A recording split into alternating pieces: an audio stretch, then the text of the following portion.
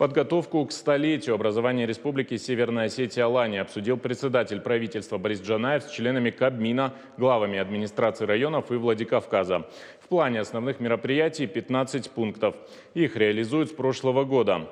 Кроме этого, пройдут Дни культуры Северной Осетии в Москве. На главных площадках столицы выступят лучшие профессиональные творческие коллективы республики.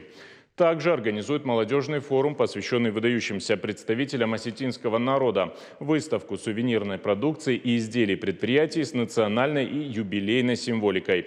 Запланировали выпуск серебряной памятной монеты. А еще издание ряда книг по истории Северной Осетии, становления ее государственности, а также о выдающихся исторических личностях. Телеканал «Осетия и Рыштон» начал подготовку серии документальных фильмов, посвященных знаменательной дате. Год пройдет очень быстро. Значит, мероприятия 2023 года у нас, они все запланированы, финансирование определено. Я попрошу максимально качественно, все мероприятия должны быть выполнены.